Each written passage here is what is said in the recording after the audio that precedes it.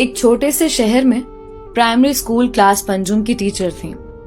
ان کی ایک عادت تھی کہ وہ کلاس شروع ہونے سے پہلے ہمیشہ آئی لو یو آل بولا کرتی، مگر وہ جانتی تھیں کہ وہ سچ نہیں کہتی. وہ کلاس کے تمام بچوں سے یکساں پیار نہیں کرتی تھیں. کلاس میں ایک ایسا بچہ تھا جو مس عائشہ کو ایک آنکھ نہ بھاتا. اس کا نام طارق تھا. طارق میلی کچیلی حالت میں اسکول آ جایا کرتا. اس کے بال بگڑے ہوئے ہوتے، جوتوں کے تسمے کھلے ہوئے، قمیض کے کالر پر میل کا نشان. لیکچر کے دوران بھی اس کا دھیان کہیں اور ہوتا. مس عائشہ کے ڈانٹنے پر وہ چونک کر انہیں دیکھنے تو لگ جاتا، مگر اس کی خالی خولی نظروں سے انہیں صاف پتہ لگتا رہتا کہ طارق جسمانی طور پر کلاس میں موجود ہونے کے باوجود بھی دماغی طور پر غائب ہے. رفتہ رفتہ مس عائشہ کو طارق سے نفرت سی ہونے لگی. کلاس میں داخل ہوتے ہی طارق مس عائشہ کی سخت تنقید کا نشانہ بننے لگتا. ہر بری مثال طارق کے نام سے منسوب کی جاتی. بچے اس پر کھلکھلا کر ہنستے اور مس عائشہ اس کی تذلیل کر کے تسکین حاصل کرتی. طارق نے البتہ کسی بات کا کبھی کوئی جواب نہیں دیا تھا. مس عائشہ کو وہ ایک بے جان پتھر کی طرح لگتا جس کے اندر احساس نام کی کوئی چیز نہیں تھی. ہر ڈانٹ، طنز اور سزا کے جواب میں وہ بس اپنی جذبات سے آری نظروں سے انہیں دیکھتا رہتا اور سر جھکا لیا کرتا. مس عائشہ کو اب اس سے شدید چڑ ہو چکی تھی.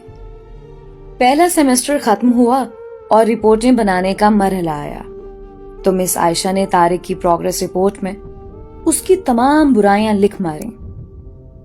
پروگریس رپورٹ والدین کو دکھانے سے پہلے ہیڈ مسٹریس کے پاس جایا کرتی تھیں. انہوں نے جب طارق کی رپورٹ دیکھی تو مس عائشہ کو بلایا. مس عائشہ، پروگریس رپورٹ میں کچھ تو پروگریس بھی نظر آنی چاہیے. آپ نے تو جو کچھ لکھا ہے اس سے طارق کے والدین اسے بالکل ہی نا امید ہو جائیں گے. میں معذرت خواہ ہوں، مگر طارق ایک بالکل ہی بدتمیز اور نکما بچہ ہے. مجھے نہیں لگتا کہ میں اس کی پروگریس کے بارے میں کچھ لکھ سکتی ہوں. مس عائشہ نفرت انگیز لہجے میں بول کر وہاں سے اٹھ آئیں. ہیڈ مسٹریس نے ایک عجیب حرکت کی. انہوں نے چپراسی کے ہاتھ مس عائشہ کے ڈیسک پر طارق کی گزشتہ سالوں کی پروگریس رپورٹس رکھوا دیں.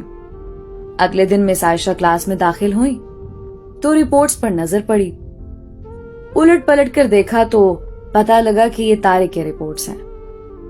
پچھلی کلاسوں میں بھی اس نے یقیناً یہی گل کھلائے ہوں گے، انہوں نے سوچا اور کلاس سوئم کی رپورٹ کھولی. رپورٹ میں ریمارکس پڑھ کر ان کی حیرت کی کوئی انتہا نہ رہی جب انہوں نے دیکھا کہ رپورٹ اس کی تعریفوں سے بھری پڑی ہے. طارق جیسا ذہین بچہ میں نے آج تک نہیں دیکھا. انتہائی حساس بچہ ہے اور اپنے دوستوں اور ٹیچر سے بے حد لگاؤ رکھتا ہے. آخری سیمسٹر میں بھی طارق نے پہلی پوزیشن حاصل کر لی ہے. مس عائشہ نے غیر یقینی کی حالت میں کلاس چہارم کی رپورٹ کھولی. طارق نے اپنی ماں کی بیماری کا بے حد اثر لیا ہے. اس کی توجہ پڑھائی سے ہٹ رہی ہے. طارق کی ماں کو آخری سٹیج کا کینسر تشخیص ہوا ہے. گھر پر اس کا اور کوئی خیال رکھنے والا نہیں ہے، جس کا گہرا اثر اس کی پڑھائی پر پڑا ہے. طارق کی ماں مر چکی ہے اور اس کے ساتھ ہی طارق کی زندگی کی رمق بھی. اسے بچانا پڑے گا اس سے پہلے کہ بہت دیر ہو جائے. مس عائشہ پر لرزہ طاری ہو گیا. کانپتے ہاتھوں سے انہوں نے پروگریس رپورٹ بند کی. آنسو ان کی آنکھوں سے ایک کے بعد ایک گرنے لگے. اگلے دن جب مس عائشہ کلاس میں داخل ہوئیں تو انہوں نے اپنی عادت مستمرہ کے مطابق اپنا روایتی جملہ آئی لو یو آل دہرایا، مگر وہ جانتی تھی کہ وہ آج بھی جھوٹ بول رہی ہیں، کیونکہ اسی کلاس میں بیٹھے ایک بے ترتیب بالوں والے بچے तारिक के लिए जो मोहब्बत वो आज अपने दिल में महसूस कर रही थीं, वो क्लास में बैठे और किसी बच्चे के लिए हो ही नहीं सकती थी। लेक्चर के दौरान उन्होंने हस्बे मामूल एक सवाल तारिक पर दागा और हमेशा ही की तरह तारिक ने सर झुका लिया। जब कुछ देर तक मिस आयशा की तरफ से कोई डांट फिटकार और हम जमात साथियों की जानिब से हंसी की आवाज उसके कानों में ना पड़ी, तो उसने सर उठाकर उनकी तरफ देखा। खिलाफे तवक्को उनके माथे पर आज बल न थे, वो मुस्कुरा रही थीं। उन्होंने तारिक को अपने पास बुलवाया और उसे सवाल का जवाब बताकर जबरदस्ती दोहराने के लिए कहा। तारिक 3-4 दफा के इसरार के बाद आखिर बोल ही पड़ा।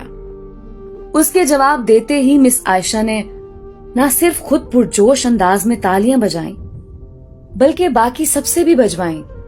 फिर तो ये रोज का मामूल बन गया। मिस आयशा हर सवाल का जवाब उसे खुद बताती और फिर उसकी खूब पजीराई करती। हर अच्छी मिसाल तारिक से मंसूब की जाने लगी। रफ्ता रफ्ता पुराना तारिक सुकूत की कब्र फाड़ कर बाहर आ गया। अब मिस आयशा को सवाल के साथ जवाब बताने की जरूरत न पड़ती। वो रोज बिला नक्स जवाबात देखकर सबको मुतासिर करता और नित नए सवालात पूछकर सबको हैरान भी करता। उसके बाल अब किसी हद तक संवरे हुए थे, कपड़े भी काफी हद तक साफ होते, जिन्हें शायद वो खुद धोने लगा था। देखते ही देखते साल खत्म हो गया और तारिक ने दूसरी पोजीशन हासिल कर ली। अलविदाई तकरीब में सब बच्चे मिस आयशा के लिए खूबसूरत तोहफे तहाइफ लेकर आए और मिस आयशा की टेबल पर ढेर करने लगे। उन खूबसूरती से पैक हुए तहाइफ में एक पुराने अखबार में बदसलीका तर्ज पर पैक हुआ एक तोहफा भी पड़ा था। बच्चे उसे देखकर हंस पड़े।